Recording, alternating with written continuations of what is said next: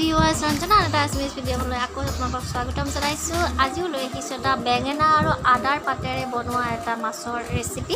মাছৰ মাথাৰ আচলতে মাছৰ মূৰৰে বনাম। মই আগতে বেঙেনাটো ধুনীয়াকৈ ভালদৰে ধুই লৈছোঁ আৰু এয়া মই আদাৰ পাত লৈছোঁ আৰু বেঙেনাখিনি মই পুৰি লৈছোঁ। পুৰি লৈ ইয়াক মই সৰু সৰুকৈ কটাৰীৰে কাটি ল'ম। আপোনালোকে পিটিকিও ল'ব পাৰে। মই সৰু সৰুকৈ কাটি লৈছোঁ, কিন্তু বেঙেনাটো পুৰি নলয়, আপোনালোকে ডাইৰেক্ট ভাজিও বনাব পাৰে। তেনেকৈ বনালেও ভালে লাগে খাবলৈ মছলা দিলে। আৰু আজি মই কিন্তু পুৰি বনাইছোঁ আৰু ইয়াতে মই এটা পিঁয়াজ দিম। পিঁয়াজটো মোৰ মিডিয়াম চাইজৰ হয়। লগত আছে এয়া মোৰ আদাৰ পাতখিনি মই সৰু সৰুকৈ কাটি লৈছোঁ কাৰণ পিচিবলৈ যাতে সুবিধা হয়। আৰু লৈছোঁ জালুক, গোটা জালুক মই পিচি ল'ম একেলগে, আৰু নহৰু। এই তিনিওটাই মই একেলগে পিচি ল'ম। আপোনালোকে যদি আৰু এক্সট্ৰাকৈ জলকীয়া খাব ভাল পায় তেতিয়াহ'লে জলকীয়াও দিব। ইয়াৰ লগত জলকীয়া দি কেনে গোটেইখিনি একেলগে পিচি ল'ব। মই পটাখনতে পিচি ল'ম, কাৰণ পটাত পিচিলে বেছি সোৱাদ হয়। এয়া মই পিচি লৈছোঁ আৰু খুব ভালকৈ আদাৰ পাতখিনি বহুত ভালকৈ পিচা নাযায়, আচলতে পিচা গ'ল হৈ চাগে, আগতে অকণমান থৈ দিলে তিয়াই। আৰু এনেকৈ মই পিচি লৈছোঁ। এইখিনিত মই অকণমান পানী দি ল'ম। বহাই দিছোঁ মই সান্দিটো, যিহেতু মই আজি সান্দিত বনাম। আৰু এয়া হৈছে মই মাছ ভাজোঁতে যিখিনি তেল ৰৈছিলে সেই তেলখিনি দি দিছোঁ, কাৰণ মাছৰ তেলেৰে আকৌ মাছৰ তৰকাৰীটো খাবলৈ বহুত সোৱাদ হয়।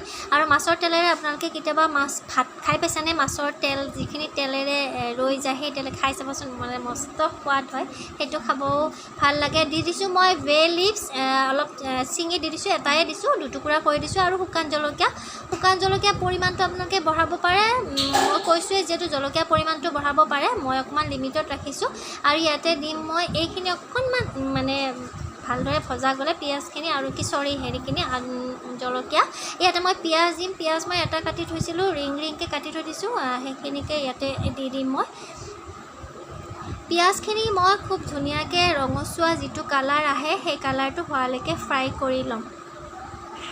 পিঁয়াজ মোৰ খুব ধুনীয়াকৈ ফ্ৰাই হৈছে। এতিয়া ইয়াতে দিছোঁ মই মানে কাটি থৈ দিয়া বেঙেনাখিনি। বেঙেনাৰ পৰিমাণ আপোনালোকে বঢ়াব পাৰে ঘৰৰ সদস্য অনুযায়ী। মোৰ যিহেতু খোৱা মানুহ বেছি নাই, সেইকাৰণে মই এটা বেঙেনা লৈ লৈছোঁ আৰু ডাঙৰ ফুলা বেঙেনা লৈ লৈছোঁ।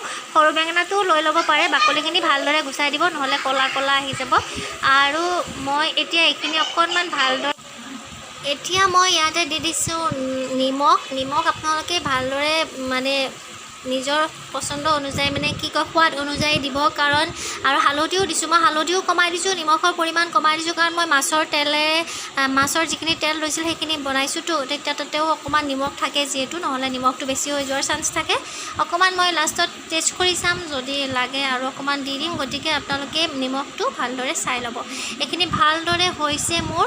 আৰু এতিয়া মই ইয়াতে দি দিছোঁ মই যিখিনি আদা আৰু জালুকৰ গুড়ি পিচি ৰাখিছিলোঁ সেইখিনি মই ইয়াতে এইটো ফুল বাতি মই এবাটি পানী দিছোঁ, পানী ইয়াতে মিক্স কৰিছোঁ। আৰু ইয়াতে মই আৰু এবাটি পানী দিম, পানী এড কৰিম সেইটো আখলি লৈ, কাৰণ অকণমান মাছ দিব লাগিব। আৰু কিছু সময় যিহেতু উতলাম, ইয়াক কমি যাব পাৰে, সেইকাৰণে দিম। আপোনালোকেও পানীটো আপোনালোকৰ নিজৰ মতে দি ল'ব। আৰু এবাটি পানী মই ইয়াতে এড কৰিলোঁ, কাৰণ পানীটো অকণমান লাগিব সেইকাৰণে। আৰু যিহেতু বহুত মানে ডাঠ নবনাওঁ, অকণমান পাতল হৈ থাকিব, ভাল লাগিব তেনেকৈ খাবলৈ। আৰু ইয়াত এতিয়া যিহেতু আদাৰ লগতে জড়িত, আৰু জালুক দিব। জালুকটো মানে বহুত ইম্পৰ্টেণ্ট হয়। আৰু জলকীয়া আপোনালোকৰ নিজৰ মতে দি ল'ব। মইতো জলকীয়া কমাই দিছোঁ, কাৰণ জালুকৰো যথেষ্ট জাল হৈ যায় সেইকাৰণে। এতিয়া মই এইখিনি অকণমান বেছি জুই মই গেছৰ ফ্লেমটো মই বঢ়াই দিম, অকণমান উতলিব দিম ভালদৰে। তাৰপিছত ইয়াতে মই মাছখিনিও এড কৰিম। মাছৰ মাথা, আচলতে মাছৰ মাথাটো দি দিম, দুটা মাথা।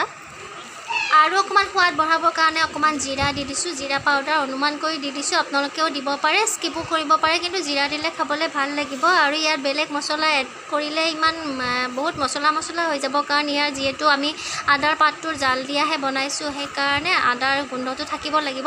মছলা বেছি দি থাকিলে ইয়াতে আদাৰ স্মেলটো নোহোৱা হৈ যাব, সেইকাৰণে।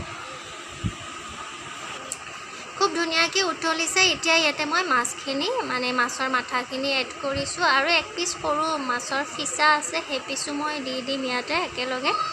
আৰু গোটেইখিনি এতিয়া মই অকণমান বেছি সময় এনেকৈ বেছি জুইত উতলিব দিম। তাৰপিছত কিন্তু মই 10-15 মিনিটমানৰ কাৰণে মই এইটো কমাই ৰাখিম, গেছৰ ফ্লেমটো কমাই ঢাকোনখন দি মই উতলিব দিম, কাৰণ তেতিয়াহে বেছি সোৱাদ এটা আহে। অকণমান সময় এনেকৈ উতলোৱাৰ পিছত এইখন মই ঢাকোনখন দি দিছোঁ। এতিয়া মই 10-15 মিনিটমান কম জুইত উতলাম। খুব ধুনীয়া হৈছে চাওকচোন দেখিবলৈ আপোনালোকে ট্ৰাই কৰি চাব এইটো বেঙেনাৰে মাছৰ তৰকাৰীটো হয়তো অলৰেডি আপোনালোকে বহুতে খাইছে কিন্তু ইয়াতে আদাৰ পাত হয়তো দিয়া নাই যদি দি খাই চাব পাৰে ভাল লাগে মোৰ হৈ গৈছে আৰু এয়া মোৰ আজি মানে মাছৰ তৰকাৰীটো খুব ধুনীয়া হৈছে আৰু মই অকণমান টেষ্ট কৰি চাইছিলোঁ খুব ধুনীয়া হৈছে গতিকে আপোনালোকে ট্ৰাই কৰি চাব ৰেচিপিটো আৰু ভাল পালে লাইক শ্বেয়াৰ ছাবস্ক্ৰাইব কৰিব মোৰ চেনেলটো নতুন নতুন ভিডিঅ' লৈ আহিম আপোনালোকৰ কাৰণে তো আজিলৈকে বাই